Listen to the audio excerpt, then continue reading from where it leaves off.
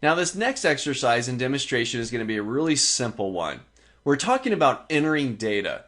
In the previous lecture, we saw building the foundation of our spreadsheet, just entering some simple headers into this Excel worksheet. Now inside of Excel, there are many different types of data that you can enter into an Excel worksheet. What we have right now is a bunch of text values, alpha characters, just words. What we're going to take a look at next is entering some numeric data. And this is going to be quick and simple. I'm going to make up some values that are going to represent my monthly spend for these different bills. So for example, I'll click into cell B5. This is the January amount for rent. And I'm going to say for my rent, we got $1,200. And I'm going to hit my enter key, drop me down a line. So for phone, we got $50. For credit cards, we got $100. For food, more food the better, I'm going to say $300. And for gas, I'm going to say $50. Now, again, I'm just making up some numeric values here, but I'm entering another form of data into an Excel document. And every time I type something in there, I'm hitting my enter key again just to drop me down to the next line. Now, I want to call out a quick difference between the text values that we did earlier, like the bills and the months, and the numeric data that I just entered in here. Take a moment. Look at the screen.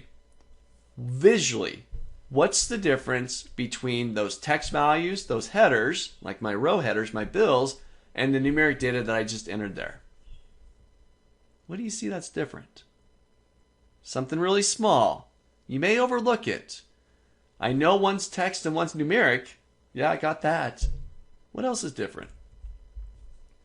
How about the formatting, the alignment? Text, like my headers, my bills, are all left aligned. My numeric values, they're all right aligned. It's something small, but it makes a difference visually within your document. Now, one of the reasons why Microsoft does this within their Excel documents deals with how clean the data looks. Imagine that you have decimal places here. $1,200.25, $50.10, $100.75.